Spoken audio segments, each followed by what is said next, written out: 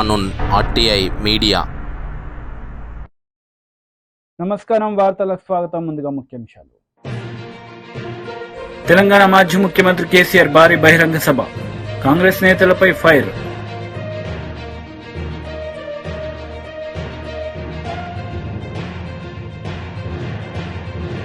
TDP polit bureau సభ్యుడు వరదరామయ్య media సమావేశం, CM Jagan పై fire.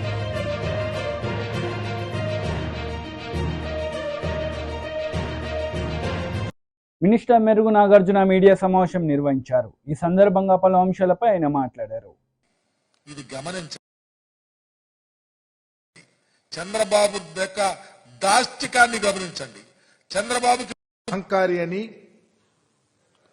ఆయన ఇవన్నీ పెత్తందారి మనస్తత్వం అని, పెత్తందారి పోకడలని, ఎదుటి మనిషి గురించి చెడుగా ఆలోచించే స్వభావం అని, ప్రజల యొక్క బ్రతుకు వాళ్ళ జీవన విధానం మీద వేటు వేయటంలో సిద్ధహస్తుడని, కుల ప్రస్తావనలతో రాజకీయాలు చేస్తాడని, చిన్న కులాలంటే తేలిక స్వభావమని, చిన్న కులాల వాళ్లు పైకి ఎదగటానికి అడ్డుగోడ అని, ఇవన్నీ మొదటి నుంచి చెప్తానే ఉన్నాం. దానిలో అనేకం. అతను రాజకీయాల్లో ముఖ్యమంత్రిగా ఉన్నప్పుడే స్వయాన దళిత కులాల్లో ఎవరైనా పుట్టాలనుకుంటారా అన్నాడు. ఆ రోజు నుంచి ఈ రోజు దాకా దాని మీద ఎక్కడా పశ్చాత్తాపం చెందరా. ఆయన మనస్తత్వం అది. బీసీల తోకలు కత్తిరిస్తా అన్నాడు, బీసీలు జడ్జీలుగా పనికిరారన్నాడు, బీసీలు అంతు చూస్తానన్నాడు. అన్నవాడు నేను తప్పు చేశానే, తప్పని ఎక్కడ అంటల్లా. వాడి స్వభావం అది. ఆయన జీవన విధానంలో ఇవన్నీ మర్చిపోలేని ఘట్టాలు. ఇంకా ఎంత బరి తెగించాడంటే, ఈ మధ్యకాలంలో వేలుముద్రల గాళ్ళని, జగన్మోహన్ రెడ్డి గారు ఎవరో పేద వ్యక్తికి డ్రైవింగ్ చేసుకునే ఉద్యోగం ఇస్తే, టికెట్ ఇస్తే దాన్ని పట్టుకొని టిప్పర్ డ్రైవర్లకి టికెట్లు ఇచ్చారని, చివరికి కూలి జనం అంట.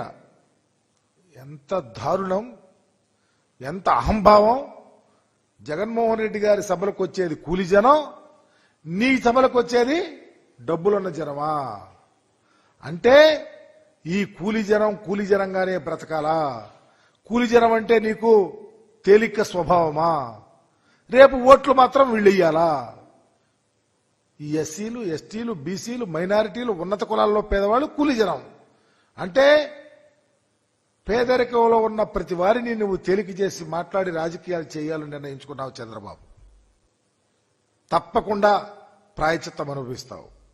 ఒక ప్రక్క జగన్మోహన్ రెడ్డి గారు పేదల పక్షపాతిగా నా ఎస్సీ, నా ఎస్టీ, నా బీసీ, నా మైనారిటీ అంటే వాళ్ళ స్థితి పెరగటానికి, ఈ యొక్క ఎస్సీల యొక్క స్థితి పెరగాలని, బీసీల యొక్క స్థితి పెరగాలని, వాళ్ళ కుటుంబాలు బాగుండాలని, వాళ్ళ జీవన విధానం బాగుండాలని, వాళ్ళ పిల్లలు మంచిగా చదువుకోవాలని, వాళ్ళు భారతదేశ వ్యవస్థలోనే ఈ ఎస్సీ, ఎస్టీ, బీసీ, మైనారిటీల యొక్క అప్లిప్మెంట్ జరగాలని ఒక గొప్ప ఆలోచనతో జగన్మోహన్ రెడ్డి గారు పనిచేస్తా ఉంటే, నీ విధంగా మాట్లాడి ఎన్నికలు వచ్చినప్పుడు నువ్వు ఇష్టం వచ్చినట్టు యాక్షన్ చేస్తావు. అధికారం వచ్చినప్పుడు నీ యొక్క మొత్తం నీ మనసులో ఉన్నాయి బయటికి తీసి మమ్మల్ని తొక్కే కార్యక్రమం తప్ప వేరే విషయం లేదు. నేను అడుగుతా ఉన్నా చంద్రబాబుని, నువ్వు ఎందుకు ఇంత బరి తెగించి మాట్లాడుతా ఉన్నావు? రాజకీయాల్లో నువ్వు ఉండేవాడివి, ఈరోజు పల్లెల్లోకి వచ్చి ఓటు ఎలా అడుగుతావని అడుగుతా ఉన్నా. ఏ ముఖం పెట్టుకుని ఎస్సీ కాలనీకి వెళ్తావు? ఏ ముఖం పెట్టుకుని బీసీ కాలనీకి వెళ్తావు? ఏ ముఖం పెట్టుకుని ఈ రాష్ట్రంలో ఉన్నటువంటి డ్రైవర్ వృత్తి చేసుకునే వాళ్ళని అడుగుతావు? లేకపోతే బీసీలను అడుగుతావు? లేకపోతే కూలీలను అడుగుతావు? నేను ప్రాధేయపడి అడుగుతా ఉన్నా, ఈ రాష్ట్రంలో ఉన్నటువంటి పేద ఎస్సీలు, పేదలు, ఎస్సీలు, ఎస్టీలు, బీసీలు, మైనారిటీలు, ఈ శ్రామికులు, డ్రైవర్లు, అలాగే ఈరోజు కూలీలు, ఇది గమనించండి. చంద్రబాబు యొక్క దాష్టికాన్ని గమనించండి. చంద్రబాబుకి బుద్ధి చెప్పే రోజులు దగ్గరకు వచ్చినాయి. మీరు తప్పకుండా చంద్రబాబు మాట్లాడిన ప్రతి మాట రేపు ఎన్నికల్లో తోటాల్లాగా చంద్రబాబు దిగాల. జగన్మోహన్ రెడ్డి గారు మీ కొరకు ఈ వ్యవస్థలో ఏ ముఖ్యమంత్రి ఈ రాష్ట్ర చరిత్రలో కానీ దేశంలో కానీ ఇంత క్యాలిక్యులేటెడ్ గా, ఇంత ధైర్యంగా, ఇంత ఒక్క పైసా వృధా కాకుండా పేదల కుటుంబాలు, వాళ్ళ పిల్లల చదువులు, ఇంగ్లీష్ మీడియం, ఇళ్ల స్థలాలు, ఆరోగ్యం, మహిళలకు ఇచ్చే అవకాశాలు, చాలా గొప్ప ఆలోచనలతో పరిపాలన జరుగుతూ ఉంటే, ఇంతకన్నా గొప్ప పరిపాలన చేయాలని ముందుకు వస్తా ఉంటే నువ్వు ఏ సమాధానం చెప్పి ఓట్లడిగి రేపు గెలవాలని చూస్తా ఉన్నావు? చంద్రబాబు సమాధానం చెప్పగలుగుతావా? ఒక ప్రక్క ఇంత గొప్ప పరిపాలన చేస్తా ఉంటే. కాంగ్రెస్ నేత మీడియా సమావేశం నిర్వహించారు. ఈ సందర్భంగా ఇరు పార్టీలపై ఆయన మండిపడ్డారు. ఈ విషయం ఆల్రెడీ ఇప్పుడే ఎలక్షన్ కమిషన్ కు ఒక రిప్రజెంటేషన్ కూడా ఇవ్వడం జరిగింది. రాష్ట్రంలో సిఓ వికాస్ రాజ్ గారికి కూడా మధ్యాహ్నం 12:30కు నేను కలిసినప్పుడు వారి వేరే అంశాలతో పాటు ఈ అంశంపై కూడా వారి దృష్టికి తీసుకురావడం జరిగిందన్న మాట కూడా మనం చేస్తూ ఉన్నాను. అందులో వారు ఏమన్నారంటే, ఇప్పుడు election model code of conduct లో క్లియర్ గా ఒక అంశం మెన్షన్ చేస్తుంది. No party or candidate shall include in any activity which may aggravate existing differences or create mutual hatred or cause tension between different castes and communities, religious or linguistic. అనే స్పష్టంగా model code of conduct లో, general conduct లో first point ఈ point ఉందన్నమాట కూడా మీకు మనం చేస్తూ ఉన్నారు. నరేంద్ర మోడీ గారు రామ మందిరం గురించి ప్రశ్నించినప్పుడు ఆయన ఏం చెప్పడం జరిగిందంటే,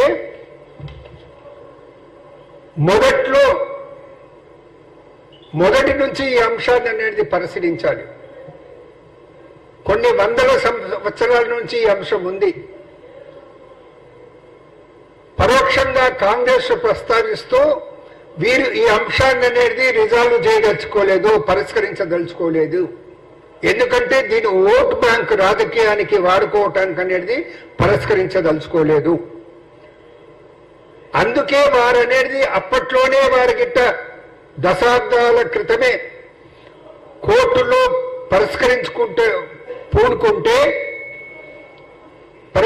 పూనుకుంటే అప్పుడే రిజల్వ్ అయిపోయే మాట ఆయన చెప్పడం జరిగింది. అంతేకాదు ఇంకొక విషయం చెప్పిండు. ఇప్పుడు అనేది కోర్టులో అనేది జడ్జిమెంట్ ఇచ్చే తరుణంలో జడ్జిమెంట్ రాకుండా చేసే ప్రయత్నం చేశారనే అలిగేషన్ ఆయన కాంగ్రెస్ మీద చేయటం జరిగింది. అది పూర్తిగా వాస్తవ విరుద్ధం అన్నమాట మేము మనం చేస్తా ఉన్నాం.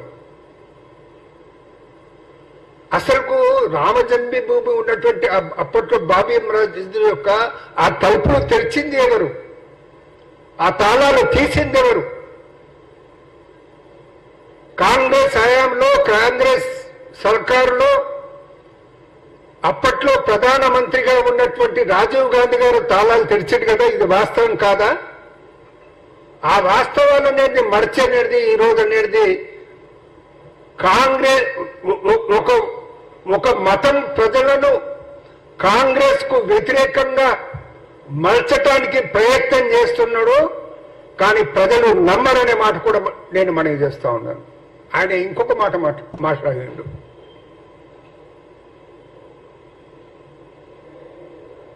కాంగ్రెస్ వాళ్ళు చేసిన తప్పులను అన్నిటినీ మర్చి రామ్ మందిరాన్ని గురించి కష్టపడ్డోళ్ళు, కృషి చేసిన వాళ్ళు, కాంగ్రెస్ వాళ్ళు చేసినటువంటి తప్పులను మర్చి వారి ఇంటికి వెళ్ళేసి ఇన్విటేషన్ ఇస్తే తిరస్కరించారన్న మాట ఆయన మాట్లాడటం జరిగింది. అది శుద్ధ అబద్ధం, అది తప్పు అనే మాట నేను మనవి చేస్తా ఉన్నాను. ఈ విధంగా ప్రచారం చేయటం అనేది ప్రధానమంత్రి పదవిలో ఉన్నటువంటి వ్యక్తికి తగదు. అందుకే ఎలక్షన్ కమిషన్ తోటి తెలంగాణ ప్రదేశ్ కాంగ్రెస్ కమిటీ తరఫు నుంచి మేము రిక్వెస్ట్ చేస్తా ఉన్నాము.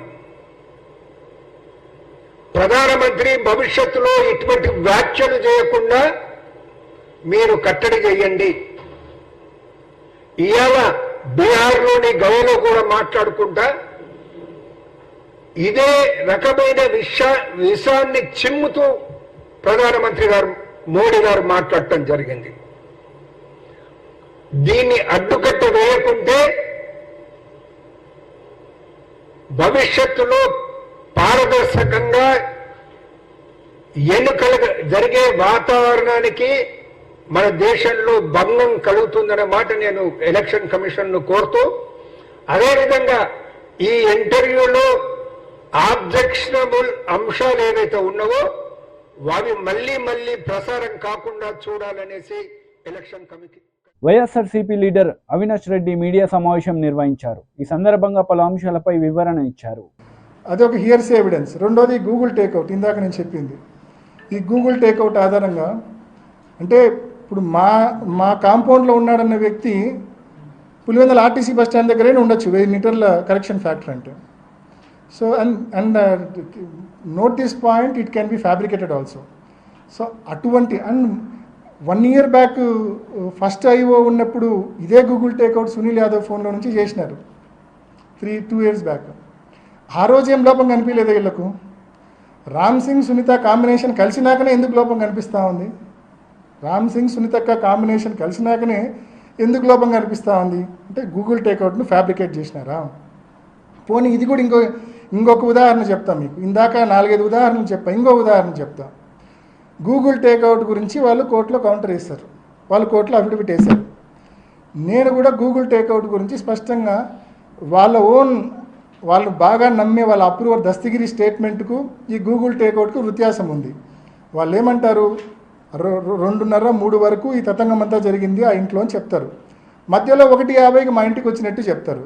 అంటే వాళ్ళ ఓన్ అప్రూవర్ స్టేట్మెంటే వీళ్ళ గూగుల్ టేక్అవుట్ థియరీని డిస్ప్యూట్ చేస్తూ ఉంది. సో ఈ అంశం మేము కోర్టులో నేను కౌంటర్ అఫిడవిట్ వేసినప్పుడు వెంటనే మళ్ళీ దానికి ఏం చెప్పారు తెలుసా? మీ అందరూ చూసి ఉంటారు. దానికి కౌంటర్ మళ్ళీ సిబిఐ ఏమని వేసింది తెలుసా? లేదు మాది పొరపాటు, మేము కోర్టుకు సమర్పించింది. ఎందుకంటే వాళ్ళు పొరపాటును ఒప్పుకోలేదు అనుకోండి, వాళ్ళ అప్రూవర్ థియరీ దస్తగిరి చెప్పిందంతా అబద్ధమని ఒప్పుకోవాల్సి వస్తుంది పొరపాటును ఒప్పుకోకుంటే. దాన్ని వాళ్ళు ఎలా కవరప్ చేసుకున్నారంటే కోర్టులో కౌంటర్ ఏమని వేశారంటే, లేదు మేము ఏదైతే సమయం మెన్షన్ చేసినామో కోర్టుకు వేసిన అఫిడవిట్లో అది Greenwich mean time, GMT Greenwich mean time, దానికి ఇండియన్ స్టాండర్డ్ టైం ఐఎస్టీ గన చూపాలంటే కన ఒక 5:30 గంట యాడ్ చేయాలా అని చెప్పి వాళ్ళే కౌంటర్ వేసినారు కోర్టుకు. సిబిఐఏ కౌంటర్ వేసింది.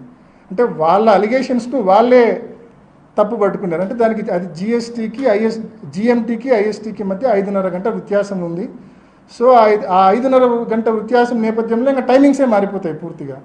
సో ఇంత ఇల్లాజికల్ నిందలు వేసిన తర్వాత మేము కోర్టులో అఫిడవిట్ వేసిన తర్వాత మళ్ళీ 4 గడుచుకొని దాన్ని కరెక్ట్ చేసుకోవడం.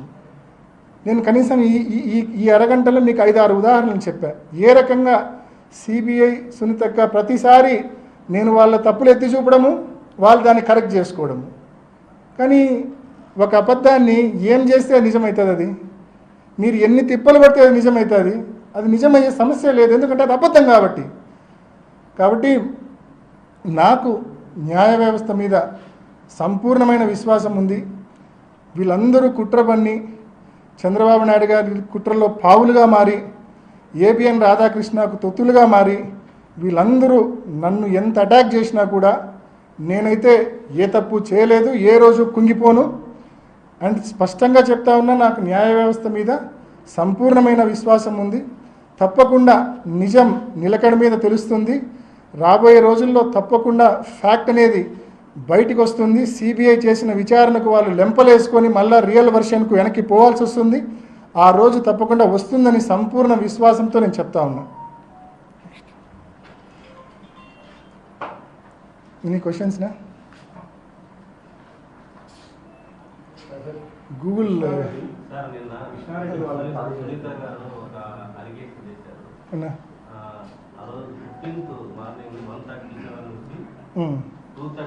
ఇది కదన్నా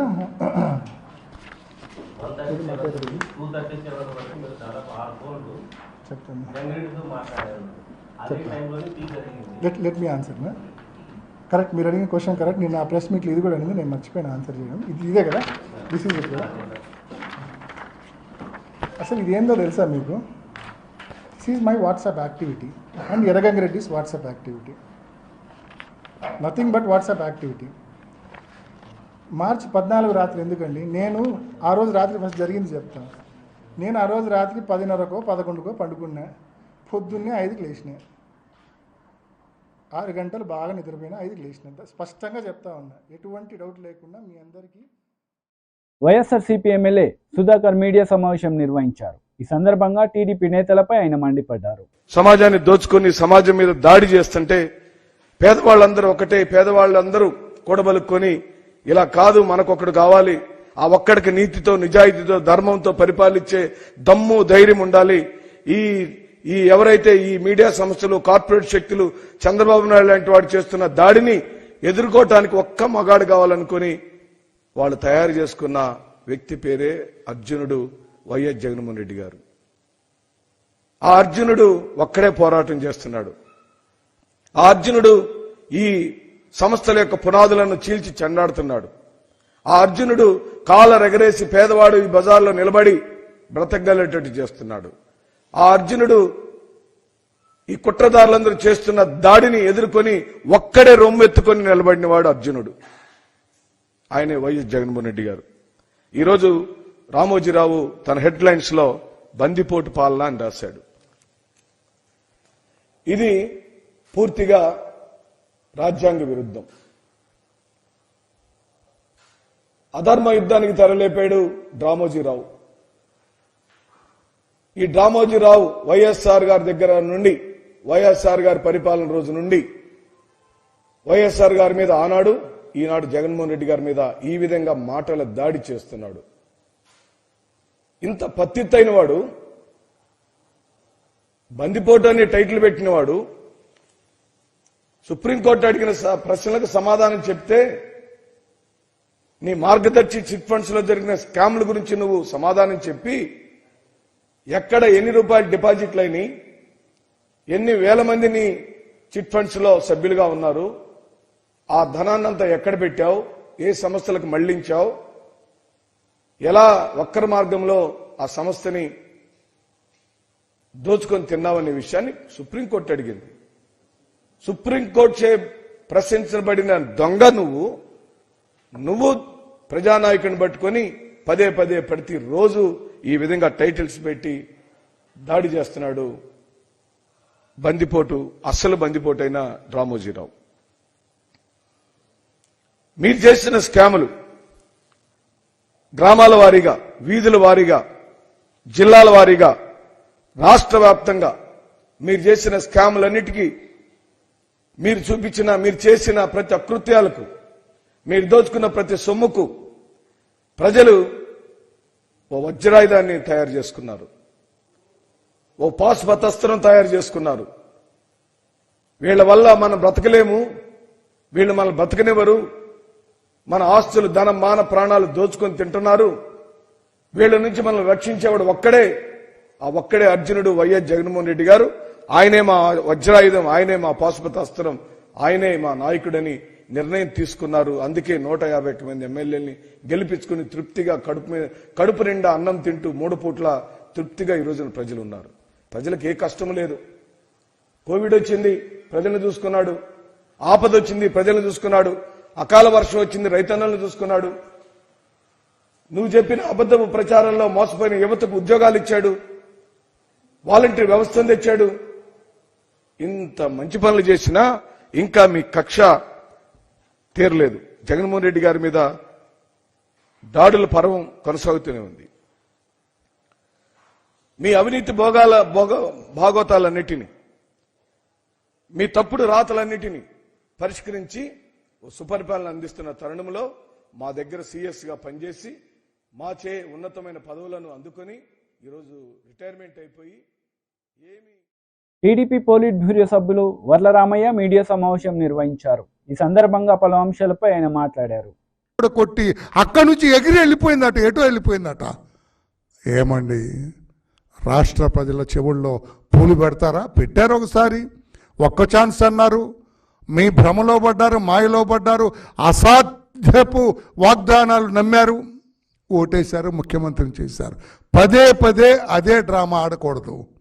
అందుకే కథ అడ్డం తిరిగింది. ఇక్కడ రాష్ట్ర ప్రజలందరూ నవ్వుకు ఎక్కడ నలుగురు చేరితే రాష్ట్రంలో ఈ రోజున ఇదే ముఖ్యమంత్రి డ్రామా. బలి ఆడాడ్రా కానీ ఫెయిల్ అయ్యాడ్రా. ఇది డ్రామా. నేను ఈ రోజున రానా, the respected commissioner of police Vijayawada city, ఒక అర్భకుణ్ణి బలి చేయబోతున్నాడు ఆయన. ఒక అర్భకుణ్ణి, ఒక అమాయకుణ్ణి మరలా కోడికత్తి డ్రామాలో ఎలాగా ఆ శ్రీనివాస్ అనేవాడిని 5 సంవత్సరాలు జైల్లో పెట్టారో, ఈ రోజున రానా గారు విజయవాడ పోలీస్ కమిషనర్ ఇప్పుడేదో ప్రెస్ పెడతా అంట 4ంటికి.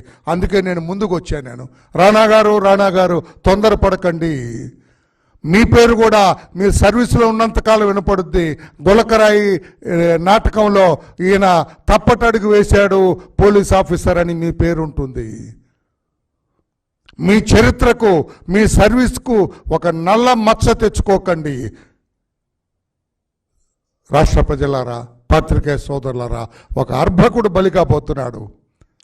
ఈ జగన్మోహన్ రెడ్డి గారి అధికార దాహానికి, తన ముఖ్యమంత్రిత్వాన్ని నిలబెట్టుకోవటానికి అతను వేసిన నాటకంలో ఒక అర్భకుడు ఎవడో తెలియదు, వాడికి సంబంధమే ఉండదు పాపం, బలి కాబోతున్నాడు, జైలు పాలవబోతున్నాడు అని చెప్పి కూడా తెలియజేస్తున్నా. నేను తెలియజేస్తున్న పోలీస్ ఆఫీసర్స్కి, ఇన్వెస్టిగేటింగ్ ఆఫీసర్ లేకుంటే సూపర్వైజ్ చేస్తున్న రానా గారు, కమిషనర్ గారు, చెడ్డ పేరు తెచ్చుకోకండి. అమాయకుడిని బలి చేసి చెడ్డ పేరు తెచ్చుకోకండి. ఒక అర్భకుడిని బలి చేసి చెడ్డ పేరు తెచ్చుకోండి. ఏమీ తెలియని వాడిని తీసుకొచ్చి జైలుకు పంపకండి. ఆ పాపం మీకు తగులుతుందని చెప్పుకొని నేను తెలియజేస్తున్నా. కోడికత్తి శాపమే ఈ రోజున జగన్మోహన్ రెడ్డి గారి డ్రామా అభాసు పాలై అందరూ ఎగతాళి చేస్తున్నారని చెప్పుకొని నేను తెలియజేస్తూ ఉన్నా. నిన్న రాయి విసిరిన సంఘటన స్కాట్లాండ్ యార్డ్ పోలీసు కూడా పట్టుకోలేరు వాడిని. విసిరిందే నిజమై. భారీ బహిరంగ సభలో తెలంగాణ మాజీ ముఖ్యమంత్రి కేసీఆర్ పాల్గొన్నారు. ఈ సందర్భంగా సీఎం రేవంత్ రెడ్డిపై విరుచుకుపడ్డారు. ఇంత అగౌరవంగా మాట్లాడినామా?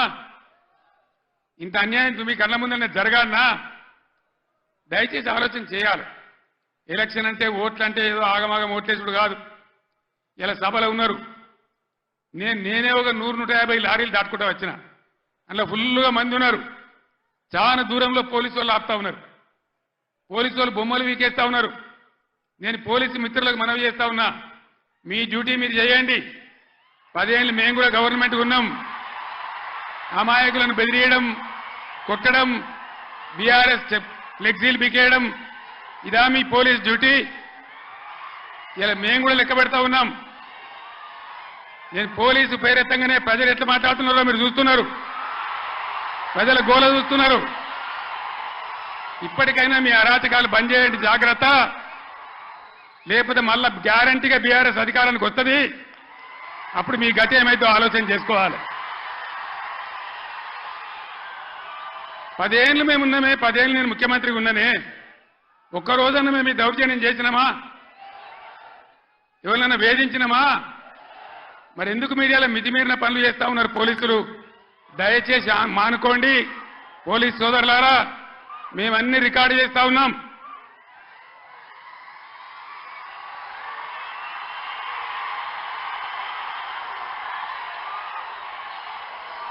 ఈ ప్రజల స్పందన చూసైనా మీరు మారాలి. డీజీపీ గారు మీరు మారాలని నేను చెప్తా ఉన్నా. లేకపోతే మీ మీదకి ప్రజలే తిరుగుబడే రోడ్ వస్తుంది, జాగ్రత్త అని నేను చెప్తా ఉన్నా.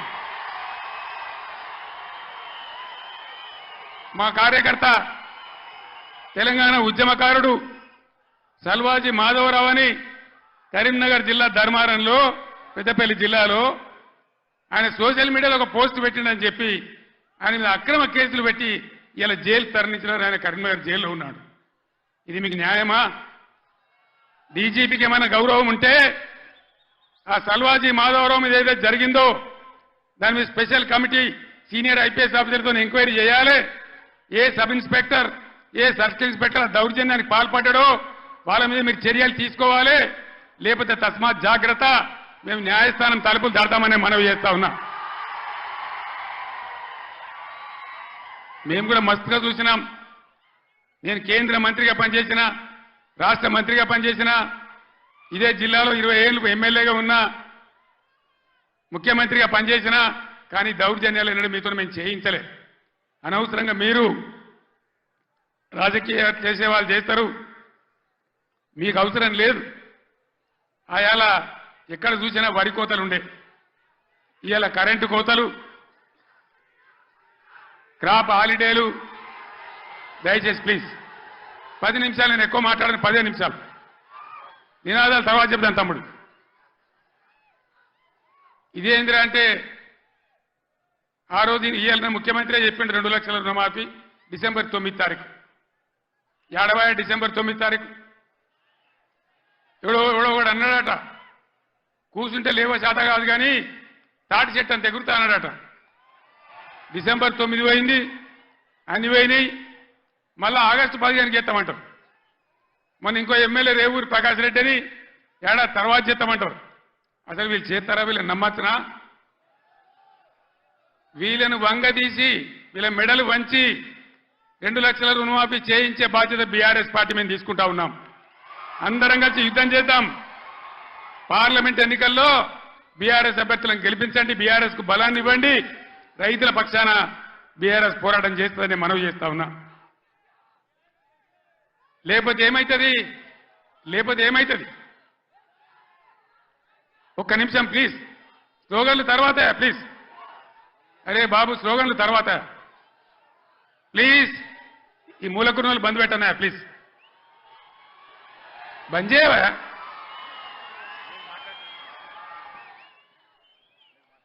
ఏం జరుగుతుంది చెప్పండి.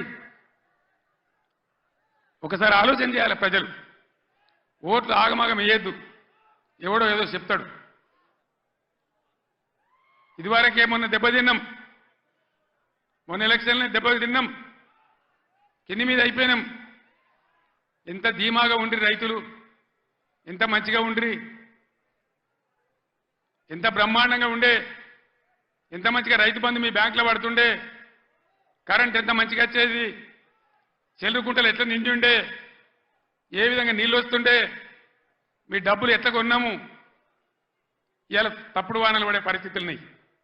అక్కడక్కడ తెచ్చిన వాళ్ళు వడ్లు తడిచిపోతున్నాయి, కాంటాలు పెడతలేరు, కొనుగోలు జరుగుతలేదు, దాని మీద గవర్నమెంట్కి నియంత్రణ లేదు.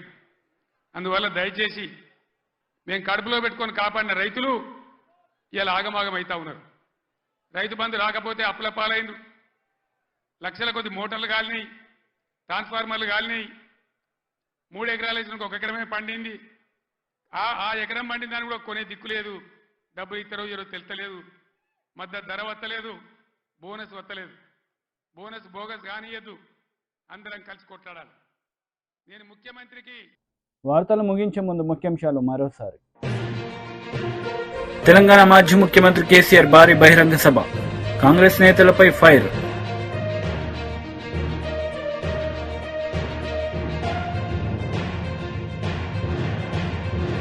టీడీపీ పోలిట్ బ్యూరో సభ్యుడు వర్ల రామయ్య మీడియా సమావేశం, సీఎం జగన్ పై ఫైర్.